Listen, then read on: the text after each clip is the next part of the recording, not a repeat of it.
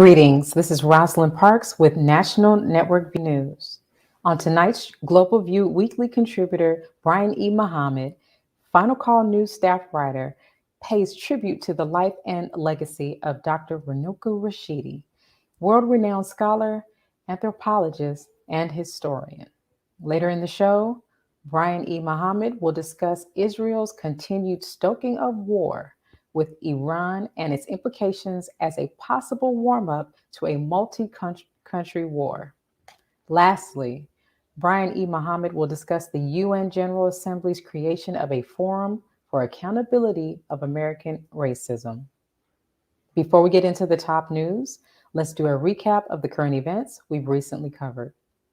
On yesterday's show, weekly medical contributor Dr. Akili Muhammad updated us on how states and communities are tracking COVID and its Delta variant infection rates, how the vaccinated have responded, and the effect on the population in general. What's the reason the scientific community is saying a vaccinated person can transmit the COVID infection? Well, as you know, there's this one side or the opposite in just about every aspect when we're dealing with health these days. And there are many scientists that are saying that when we are vaccinated and the body starts to produce these spike proteins on the cells, this is happening in just about all the tissues in the body. And so the immune system is having to respond to that reality, meaning that there's work that has to be done in order for the spiked proteins to be produced on so many cells. We're talking about billions or trillions of cells. And so at the same time this activity is going on, here we have the Delta variant coming into this region. So I'm specifically speaking about the United States. And now your body has to fight another variant. Sister Sherry Muhammad, founder and director of Asiatic Minds Online School, and Sister Iman Ali, meditation instructor, discussed the importance of meditation and why Asiatic Minds School offers meditation classes. Will Asiatic Minds curriculum offer students the right mix of classes to help them master subjects and improve their overall level of performance and achievement in schools? Thank you for the question. At Asiatic Minds, what we are striving to do is give more classes and offer more classes other than your basic reading, writing, and arithmetic, as we sometimes call it. So we want to offer classes that are going to help the students enrichment as a whole person. And so we have several classes outside of our math and our traditional classes that will help our students mentally and spiritually. We'll be getting into physically and in other different aspects that will help them to be able to go back to those original foundational classes and have a better mind to master them.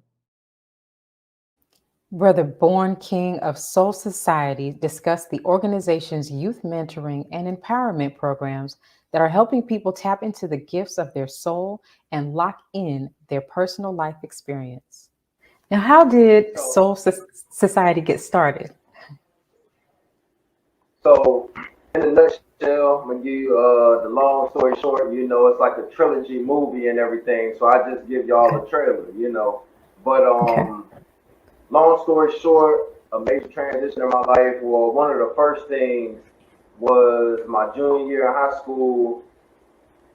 We used to have these hotel parties, and long story short, I was arrested for the first time my junior year. Mind you, was with some weed that I didn't even know was in the environment I was in, but the way that process was carried out and that experience was carried out in the way the cops expressed the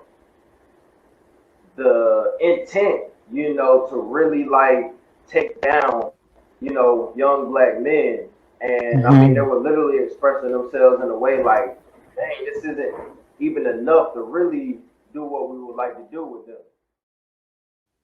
NNV News anchor Christina Muhammad's guest commentators were artist and energy healer Sister Malika Phoenix Ali Muhammad and wellness facilitator Sister Teresa Muhammad, a traditional birth worker and birth keeper.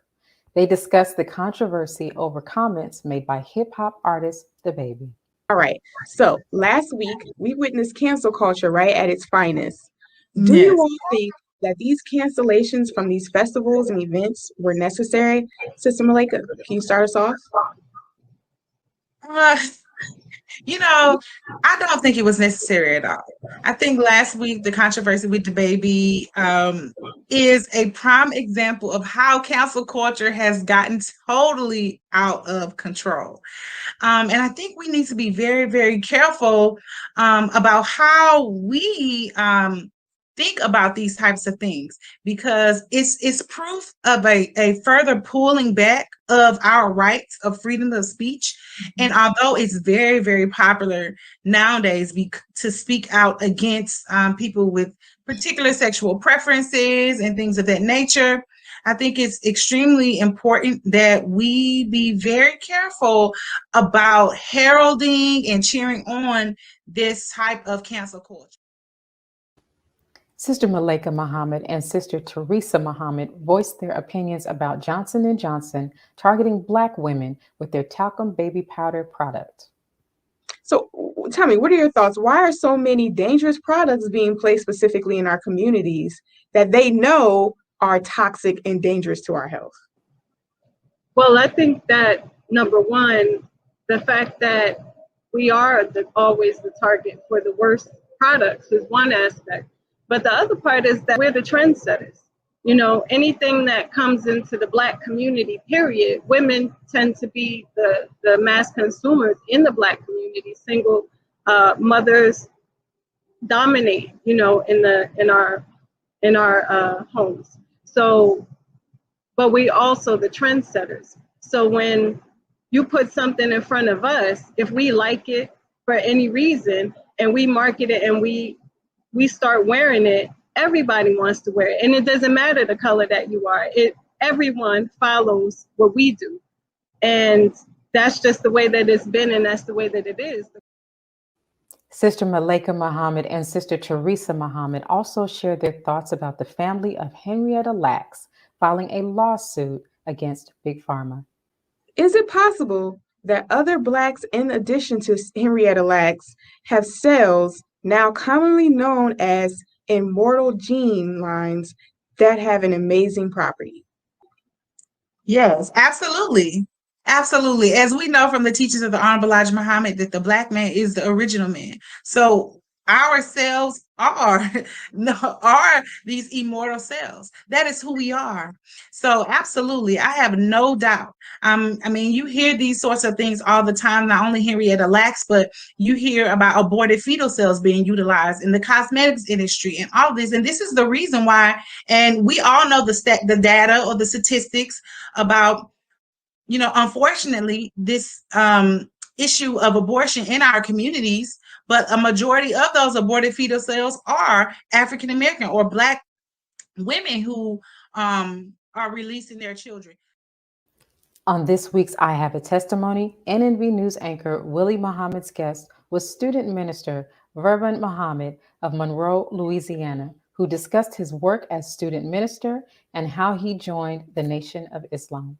Brother Vervin, you've talked about the history of the Nation of Islam in Monroe, Louisiana. Now, can you share with us, with our audience, how you became introduced to the teachings and eventually joined?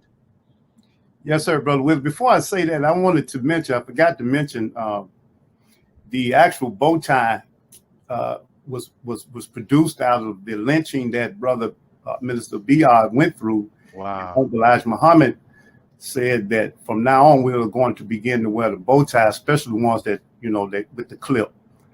So that was birthed out of that situation, that ordeal. Wow. But Brother Minister, I was introduced to the teachings while a student at Southern University. My roommate at the time, when I was a freshman, would always play the minister. He wasn't a Muslim or a registered Muslim, so to speak, but he always played the music. At the time, it was cassette tapes. And I would always ask him, who is that man? Last week, I spoke with Final Call news staff writer and weekly contributor Brian E. Muhammad about Israel's inordinate influence on the world stage, their interference in the affairs of other governments, and their political pressure campaigns. In May, the African Union condemned Israeli attacks on Palestinians in the Gaza Strip and Al-Aqsa Mosque and the evictions that took place in Sheikh Jarrah. Why has the AU now granted Israel observer status? Well, you know, they've been lobbying, Israel have been lobbying to get status at the AU for a number of years. And they have been rejected because of strong pushback from leaders such as South African President Ramaphosa,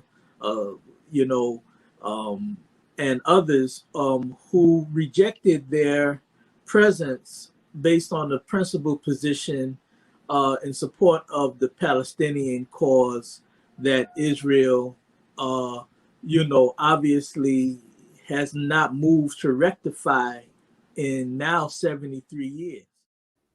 As Israel accused Iran of a recent bombing, questions remain regarding Israeli involvement in numerous assassinations of Iranian nuclear scientists and officials. A number of Iranian nuclear scientists have been assassinated. We've been talking about the bombings of the Palestinians for the last couple of weeks. Has Israel been implicated in those assassinations?